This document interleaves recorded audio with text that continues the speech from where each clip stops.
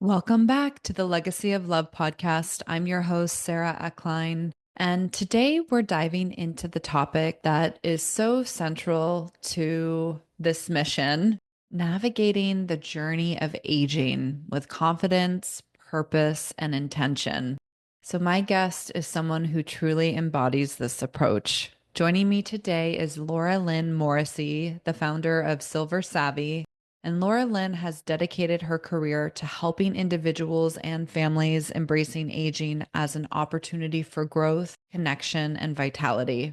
Through SilverSavvy, she provides invaluable resources, practical tools, and personalized guidance to support meaningful life care planning. With a background spanning financial services, healthcare, and client advocacy, not to mention her personal experience as a caregiver and home care business owner, Lynn brings both expertise and a deep empathy to her work. Whether it's navigating long term care insurance claims, selecting home care providers, or planning for long term health and wellness, she's passionate about making this process simpler and more empowering. She's also a certified trainer and nutritionist, an aging specialist, and a dementia practitioner, offering a holistic perspective on aging well. So, today we're talking about how to reframe the way we think about aging, how we can plan ahead with confidence, and how to ensure that this season of life is one full of vitality and building a legacy of love. So, I hope you enjoyed this conversation as much as we did. Lynn Morrissey, welcome to the Legacy of Love podcast. I'm so happy you're here with me. Oh, thank you so much. I've been looking forward to this. I'm looking forward to this conversation. Yeah, likewise. So, before we dive into kind of all things aging and touching on the important work you're doing, I would love to know what brought you to this work? What brought you to starting this company, SilverSavvy, and really wanting to talk about, aging specifically? Well, it's interesting. I've never really had a roadmap in terms of my career. And, I thought I was going to be an attorney and ended up going into financial services. Yeah, I had a wonderful career, very successful by all counts, in financial services and lived all over the country.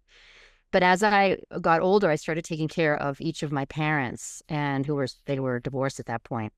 And being the oldest daughter, very typical, right? Daughter and daughter-in-law. So I didn't know it at the time, but I got immersed in the whole home care thing. And it was very difficult for my mom and the experience. My dad was very difficult to deal with, and I was far away. So I found myself dealing with home care, and there was a lot of issues. And I thought, you know what? I think I can do this a little bit better. So I had an opportunity to move out of financial services, and I bought a couple of home care companies. Had no idea what I was getting myself into, honestly. But I love the idea of building successful organizations. So I bought a couple of companies that had incredible reputations, but had absolutely no infrastructure. Ended up building a great company and combined the two, and then sold that company to a couple of venture capital folks. Wow. But it changed my life. And so after the sale, I just felt like I had so much advocacy still left in me. I felt like I had learned so much about healthcare and home care and what happens when you age and the need for advocacy. I'm very, very passionate, as you'll see. And so I decided, what if I started something on my own? This might be a good time to start something on my own. So I came up with the idea of SilverSavvy and have built a model that is really all about life care planning, because I saw what it looked like when families and loved ones had a plan. And it's not just necessarily a wealth management plan, which I was, that was where I came from in financial Mm-hmm. services, or even estate planning. It's that Mm-hmm. middle of your life where, a lot of people handle things as those situations come up, where, man, if I could help people get in front of some of those decisions ahead of time, they might make them, might be a better, economic decision. It might feel better. It might help keep the families together, because a lot of times, you've got families that have very different opinions of how their loved ones should live their lives.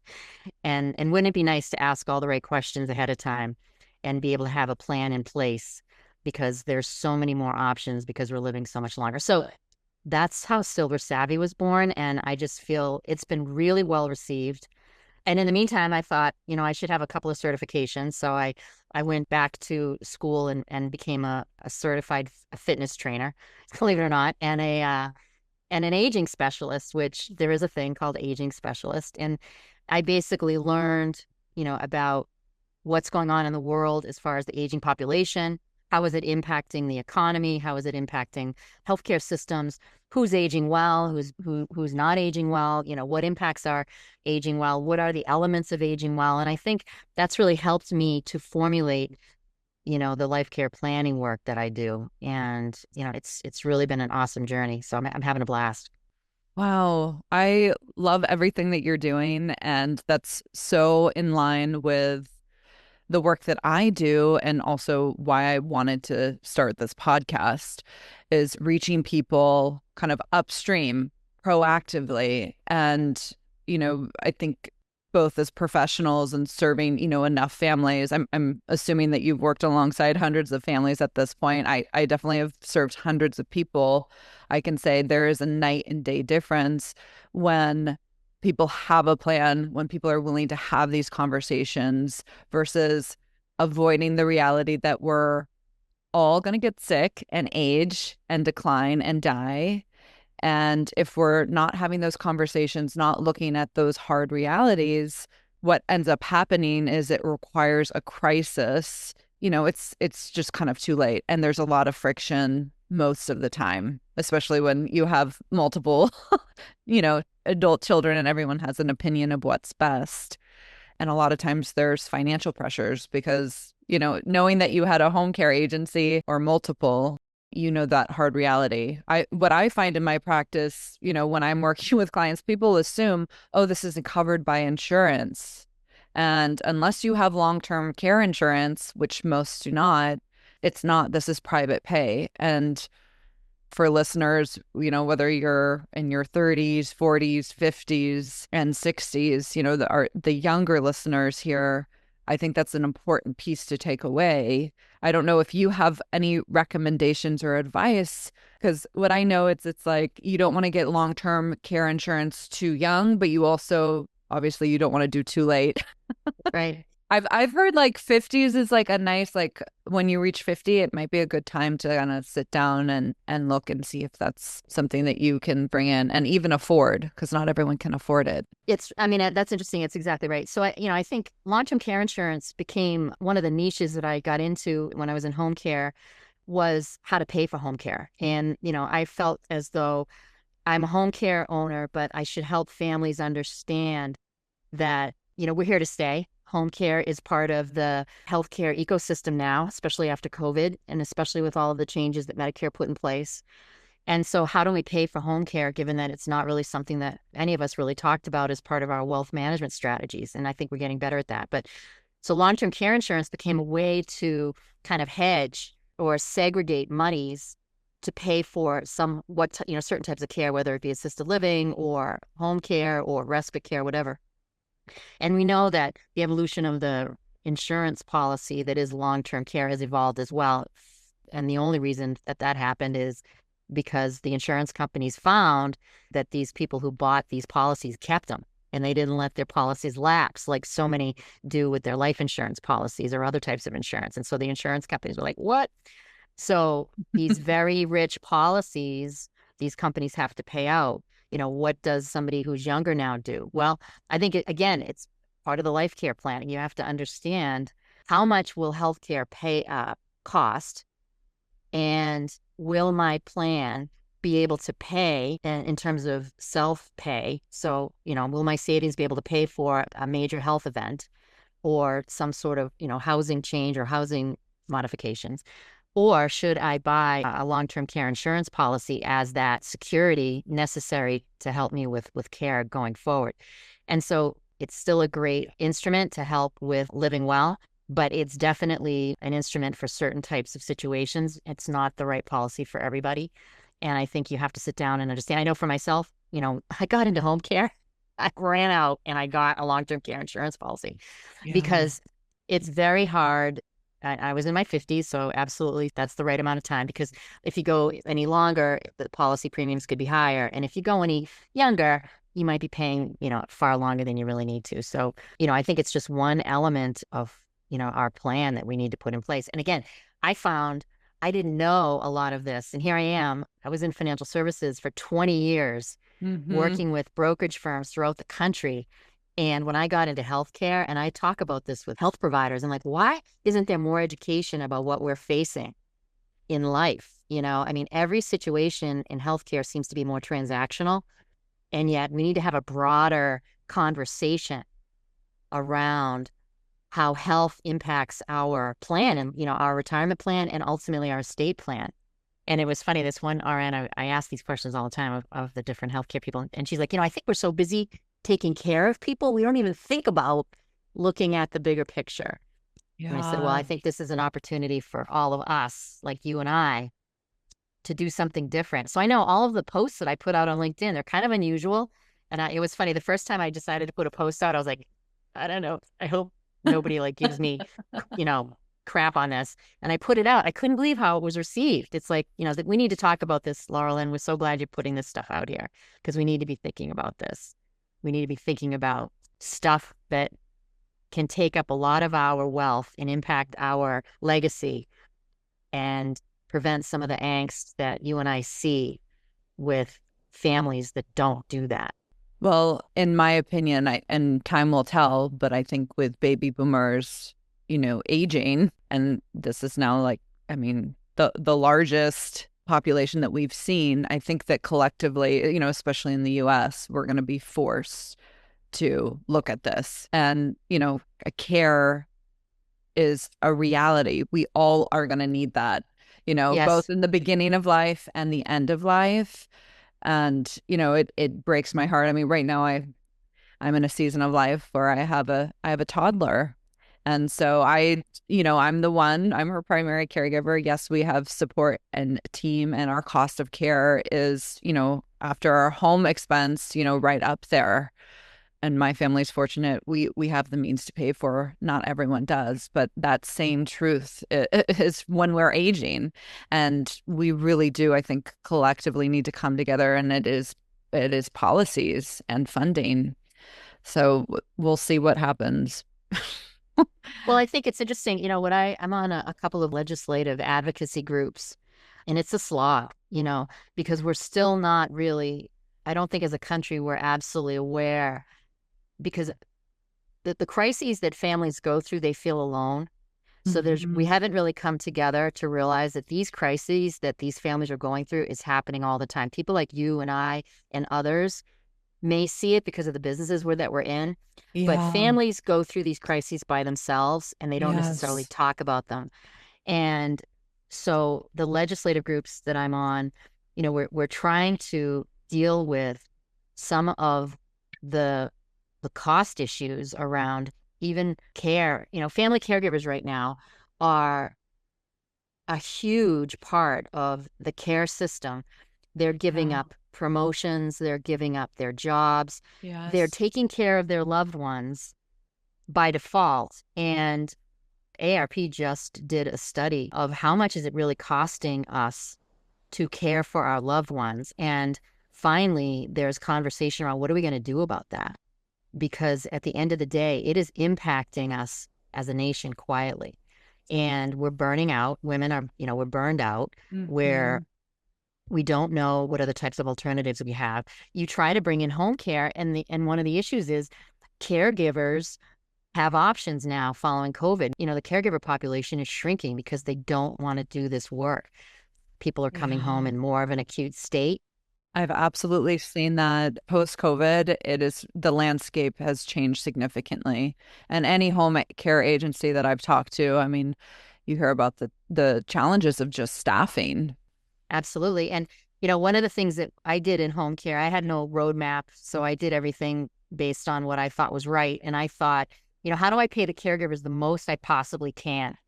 Because I found Mhm. that's what motivated the caregivers to take shifts, to travel as far as they needed to travel, and then take on some of the more acute cases was the amount of pay that they needed. But then what's happening is their skills, the skills necessary to care for some of these acute folks that are coming home from the hospital or otherwise are living with acute chronic disease is beyond their skill set. And so they just can't take the cases. But at the end of the day, how do you make this career choice as a caregiver worthwhile? Because these folks have families to feed. And then how do you, as a home care agency, still make a profit? Because these home care agencies have an awful lot of responsibility now. And Yeah. again, 10 years ago, home care was kind of a nice to have, and now it's part of, as I said, we have an equal seat at the table now. And I saw it happen through COVID. My phone started ringing off the hook, and I was getting phone calls from places I had never gotten before, and I realized, you know what, this has evolved pretty quickly. So care planning is an easier way to get in front of this type of dilemma. Can you tell I'm passionate? Yeah, I mean, this is just such a big piece and reality of, and I agree with you. This is where there's so much that's beyond the estate plan. Our estate plan, I think, is really the starting piece. And boy, does it just kill me that only 1 in 3 people in this country have an estate plan. But even with that, that's just a starting place. And there's so much more beyond that, and I think you're shining a light. And I love everything that you're saying because this is a big piece, planning for our care, and that's going to look really different. Like, do you have children? Do you have one child? Do you have multiple children?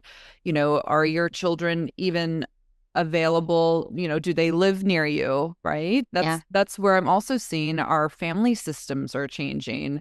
Yes. A lot of blended families, right? And that's going to add a complexity and a dynamic. And then also families not living locally and close to each other.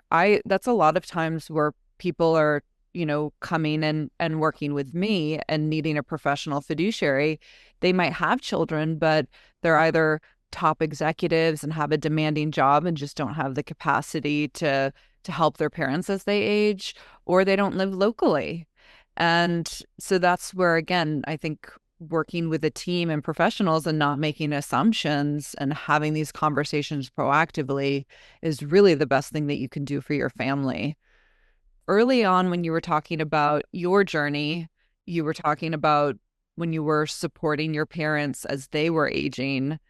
So, what was kind of some of the issues and dynamics? Because I think also the more that we can kind of get granular and give real examples for listeners of Oh, I how have things can examples. unfold.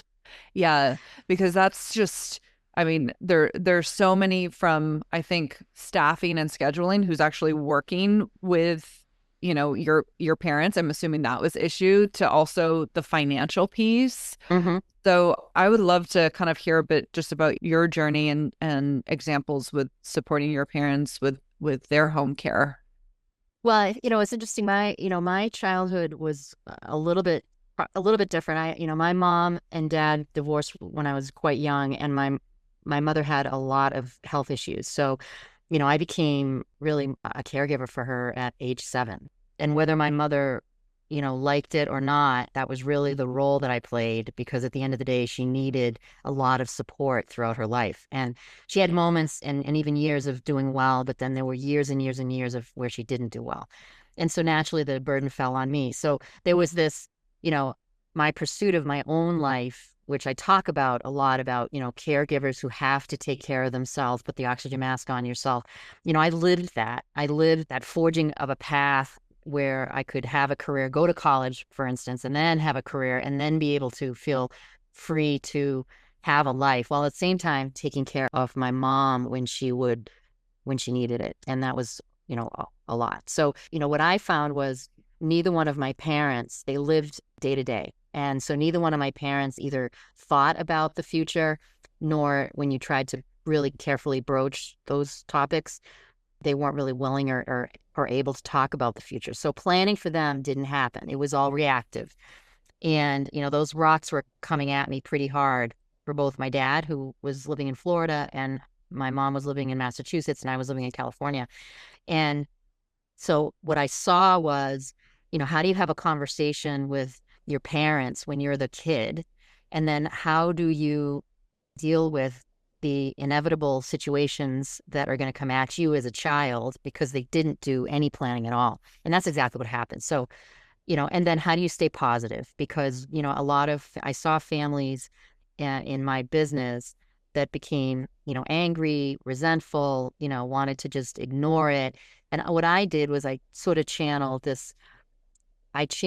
as much positivity as I could. I wanted to feel proud that even though my parents may not have wanted to or were not capable of doing for me what I ended up doing for them, I felt very proud at the end that my Mm, mother's needs were taken care of till the very, very end. mm, In fact, it's been couple of years now. Even today, I just had to do a quick claim deed. I mean, so it's I'm still dealing with, what it's like to not have a plan. And then my dad lived a very simple life, so he had decided that, he was going to not get any treatment at all for brain cancer. And so his life, even at the end, was as simple at the end as it was when he lived. He didn't have a lot of belongings. He didn't have a lot of issues to deal with. And once he passed, it was relatively quick. And all of his, estate, which he had none, was pretty easy to deal with. So what I learned was how do you have difficult conversations with your parents? yeah. How do you navigate your own emotions when you may have a complex relationship with your parents? And especially daughters and moms. A lot of Mm, daughters have complex relationships with their moms. yeah. And, how can I help those conversations when I show up in a room on a Saturday morning with Dunkin' Donuts and, you've got mom with dementia and nobody's had any conversations with her until now because she just ran out of the house at 2 in the morning and they don't know what to do. So, I think my life's journey has really been, I think it's been a blessing for me because I see what it's like from the inside out, not only how to care for, a very demanding parent, but at the same time, how to live my life fully and feel like I have, accomplished as much as I need to accomplish while not burning myself out. So it's kind of a calling now for me. We have a lot of parallels. You're in California, I'm on the East Coast. We should have some coffee. Yes, virtually, right? So I would love to kind of touch base on SilverSavvy and kind of Yeah, what your platform is really providing people because it's a few things. I see where they relate, but I really want to shine a spotlight on SilverSavvy and that work that you're doing because I think that there's also a lot of free resources as part of that, correct? absolutely. What I find is right now, the online world doesn't necessarily cater easily to those of us who are aging and being able to find resources or products and services, easily. Yeah. I mean, not just the online world, but just the world Well, in in general, general. right? So Yeah. I thought, wouldn't it be cool to put an online offering out there and then educational resources that it's a little bit expertise, a little bit personal experience. I know what you're going through, and this is how you can get there. So you've got, there's a lot of educational resources around how to age well. It's how do you stay fit? It's breaking myths around aging. It's resources to help us get a better understanding of here's the reality of aging well, and that we don't all have to age the way maybe our parents did or maybe what our grandparents did, that we can do it differently. So there's the educational resources. And there's consultative services. So a lot of families don't necessarily know how to go about solving certain problems. And so I want to be that guide. I have an awful lot of experience in so many different ways around how to plan better. So it could be transactional. What? My mom's coming home from the hospital, and I don't really know how to hire a home care company because they're not all the same, and I don't Yeah. even know where to start. So I could help with that. So I will vet a home care company, no matter where you are in the United States. I'm working with a client right now in Hawaii. So I understand the good, the bad, and the ugly. What does a good home care company look like? What are the questions you need to ask? What are the things you need to make sure you understand and you need to make sure that you're vetting before you hire that company? Long-term claims insurance management. So you and I know that anyone who has long-term care insurance, it's not like a car insurance claim where you just call the insurance company say, No. hey, I just had a fender bender, and then you're probably most likely going to get some money. You have to go through a very elaborate process that have a series of gates before you can even realize your benefits. So Yes, that's huge and that's a lot of work. I've had to do it for clients and they don't cover any home care insurance. You have to look at the policy, right? Yes, You have to make sure that the agency that you're hiring, it has those is requirements, accredited. Yep, right? And then after even going through that, you really have to continue to jump through hoops. I've seen them, not absolutely. issue, and they're really, these companies probably better than I do. They're looking for any reason to not approve and deny. And, going back to kind of where I think you really started off with of advocacy Hmm. is, I think, very much required. And if you've never done it before, you just assume, this will be kind of easy. It's not. It's Well, it's not. interesting. I actually consult with home care companies who want to leverage the long-term care insurance policies of their clients, and Hmm. there's still a lot of misinformation. A lot of people think that these policies are as simple as a home insurance policy or a car insurance policy, and they're not. And at any given point, an RN could come out, look at you, the policyholder, and say, you know what? You don't need these benefits. You're able to live independently. And, someone Wow. like myself makes sure that we're absolutely vetting that conversation, that I'm not looking to make up something that doesn't exist. But at the end of the day, when someone says they can still dress themselves, my question is, can you button that shirt you used to be able to button, or are you pulling over, a sweatshirt because you can't? And really understanding, how are you living? Because a lot of people we know, they will change the way they live in order to stay independent, but that doesn't mean that they don't need help. Yeah. I'm really a big advocate for clients to make sure that they're getting those benefits that they paid for Wow, so long. that's so important. What a gift that you Yeah. have, right? Yeah. So, and then the last thing are, curated products. So we've just launched about 180 products that are categorized by active living, adaptive living, wellness, a couple of other categories. And basically, I did that based on my own use of the products or products that I recommended to clients while I was in home care. And, so if you want to pick up hiking, because it's really good for you to be out in the fresh air as part of your, wellness journey, I've recommended the poles that you should have and the shoes that you should have and whatnot. If you've got a hospital home situation, what are the 25 things that you need to make sure you have in the home when mom comes home, so that you're not on Amazon every 10 minutes. Oh my goodness, I forgot to buy that. Oh my goodness, I've got to go to, the pharmacy to buy this or whatever. So which we try to take the guesswork out of what are the things that you need to live well. I love that. I Yeah. actually I had a home birth and my midwife, anyways, there was a company, I guess similar to this, where you go on and there's a whole birth kit and this is everything that you're gonna need. And it takes the headache because there's a lot of things. It's probably about that 25 to 35 things. And with a click of a button, you order it, you spend whatever, 150 bucks. And then I know that I have everything at home so that when baby comes, we're prepared. So anyways, it just That's it. reminded me of a No, that's it. similar example where and it's, obviously having a child, there's so many things, so many worries, so many, kind of stresses similar to, I think, coming home from the hospital, right? Like it's just like, oh my gosh, what do we need? So what a gift is that? And we're fine tuning the search engine to make sure that it's easier to search for products. Now, one of the things that I found in my experience is there's an opportunity now for those of us that live alone as we age to look at alternative living arrangements, that living at home, in the home that you may have had your family and you may have grown up in, may not be the right place for you as you get older. A lot of us become disconnected. Our relationships either fall away, pass away, move away. And, there's a whole lot of research out there around keeping your brain healthy and connected through relationships and Yeah. activity and learning and whatnot.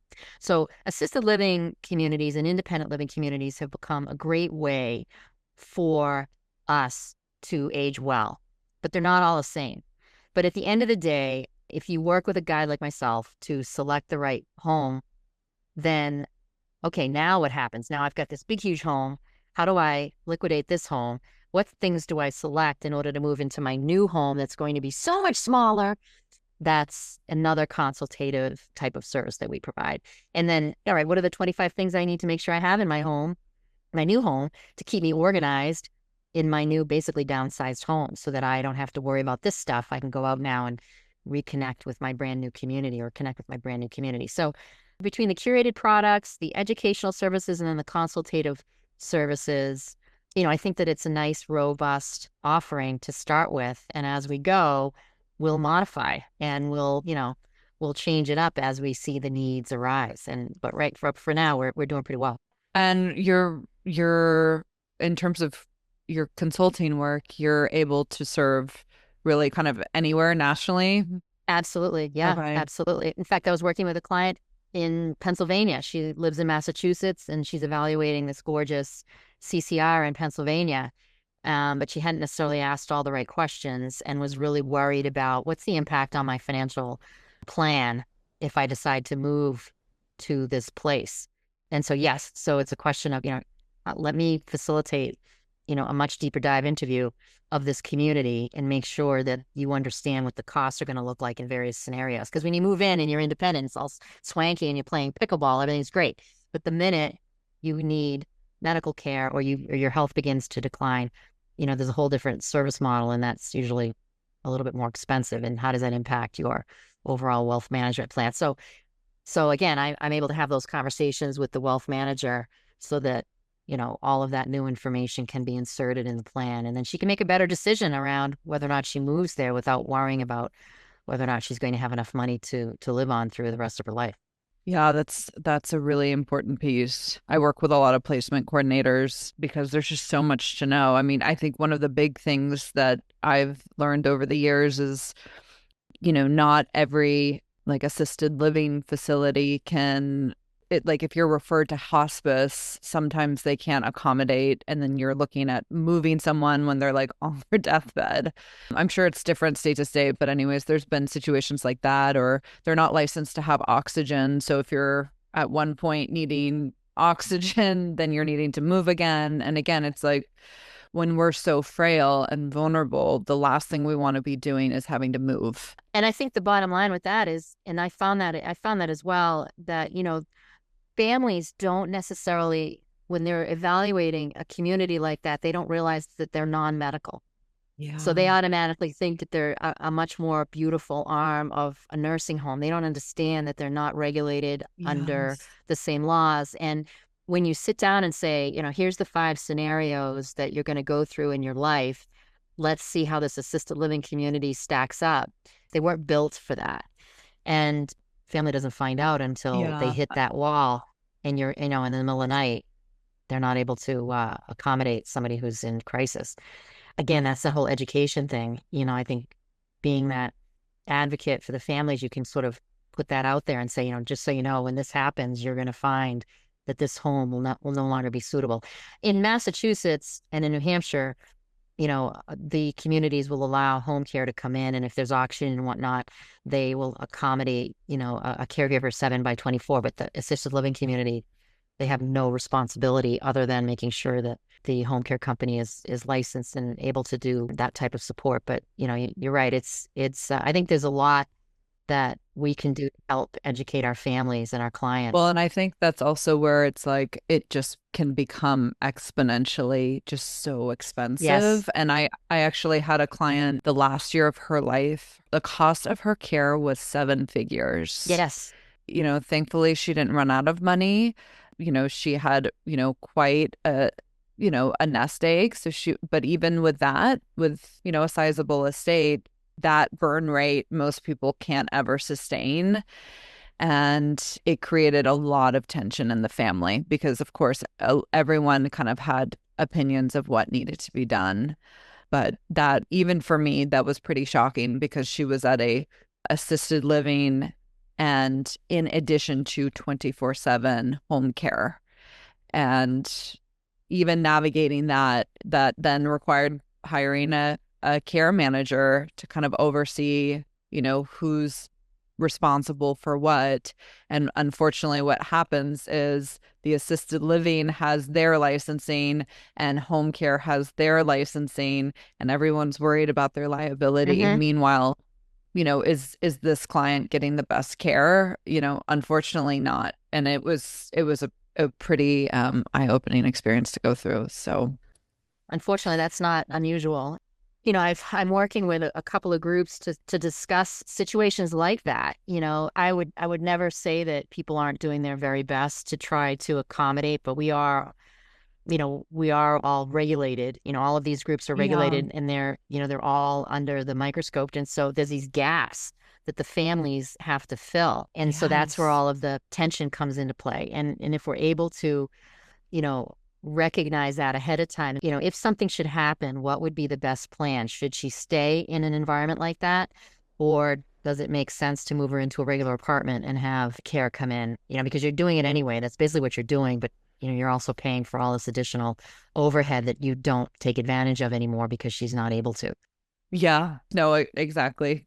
We were going through all of that assessment. Wow. Unfortunately, she passed away before a move could be possible. Uh, Anyways, just also painting a picture where bringing in a consultant, working proactively, having conversations, like it really can make just such a world of difference for the patient client themselves and then also the whole family system, because this can really tear families apart. oh, absolutely. No, one of the things, so as in the business that you're in, did you find that you've made any changes in how you live your life, or being enlightened and having to deal with so many crisis situations? I found I made some pretty marked differences.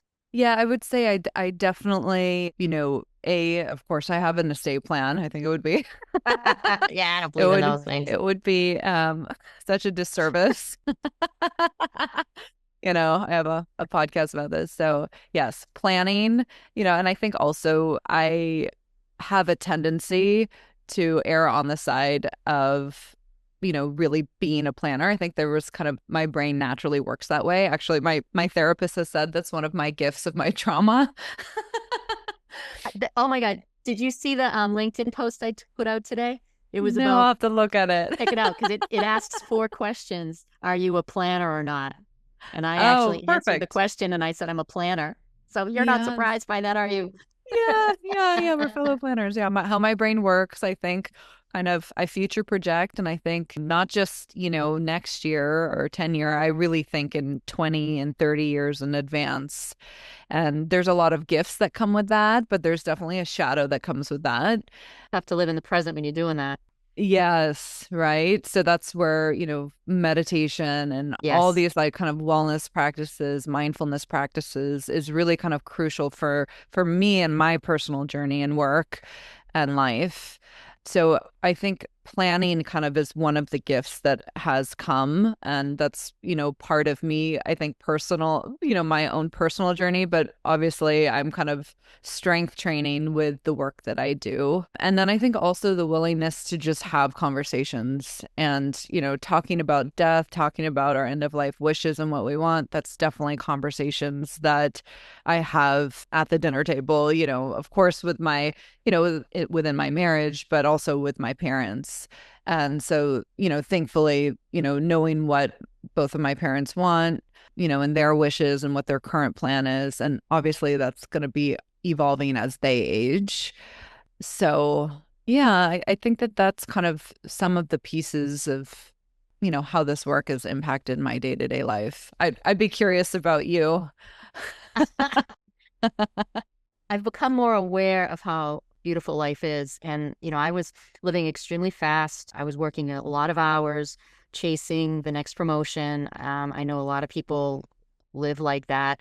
I thought I was doing everything right. And I thought I had a really full life. I always had this really weird emptiness about what I was doing, though. So even though I had tons of stories and everyone's like, wow, what a great career you have. And, you seem to have it all. I just felt really lonely and empty. Mm, I see a lot of that here. Yeah, I'm Yeah. based in Silicon Valley, so yeah, Yeah. there's a lot of that, and you can feel the emptiness where I think that that's, probably kind of continuing this conversation. Yeah, living in, not that I believe in balance, but acknowledging kind of all parts of ourselves, Yes, like not just my professional life, but my personal life, my relationships. Investing in relationships has you know, so much to do with our legacy and showing up and being present and, I putting would my agree. phone and my work aside and being present Yes. with my husband and my daughter. That's so important. At the end of the day, people are going to remember how we made them feel, I right? would agree. And I don't think you really learn that. I didn't learn that. I thought everything I was doing was I'm living a full life. This is what a full life is. So I would say in the past 10 years, I have changed the way I think about life. It's very precious to me.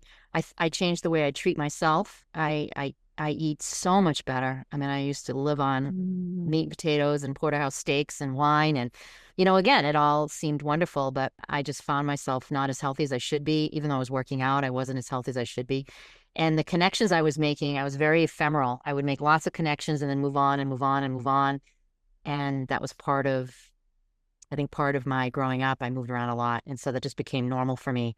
I make friends really easily. Now I'm like, I want to grow those roots. I want to impact my community. I want to be part of wherever I live. I want to eat as well as I can. And I want to try to live the very best quality of life, touching all of the elements of a well lived life. And I I love never that. thought like that. Never thought like that in my whole life. I downsized my house. I downsized my house. Good for you. I stopped buying, if you, my husband used to get these suits delivered from Beverly Hills every month. And, I stopped doing all of that because it wasn't making me feel better, Yeah. but Wow. I did look good though. But, but now, You still look great. yeah, but now there's so much more to life. There really, really is. And I want to help people understand that. And yeah, I just feel like I have a new understanding of what this world is all about.